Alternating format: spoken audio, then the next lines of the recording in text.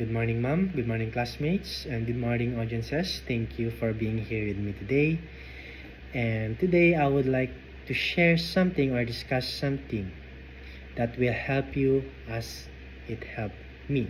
But first of all, I would like to introduce myself. I am Kyle Andre Bayopatong, 21 years of age, from Conar, Apayao, and currently a third-year criminology student at Cagayan State University, Cari Campus. So the thing that I would like to discuss is the practice of Stoicism. Well, what is Stoicism?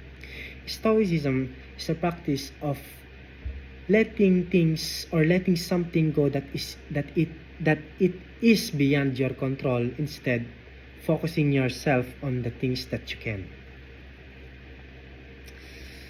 For example, let's take my experience as an example. These past few months, I've been struggling. I'm at the lowest point of my life, and I succumb myself into vices such as drinking.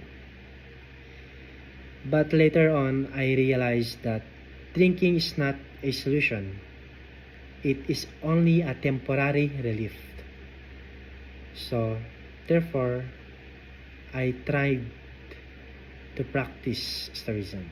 And as soon as I discovered this practice, I gained a realization that no one will help you if you can't help yourself. There's this saying that you have no control on what will happen to you, but you have the control on how will you react to it. And what I'm trying to point out is you must help yourself. Don't expect for others to help you, because you only have yourself. And I would like you people to take this as a lesson.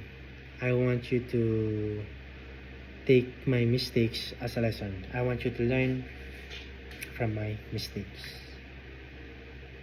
And focus on yourself, focus on the things that you can do.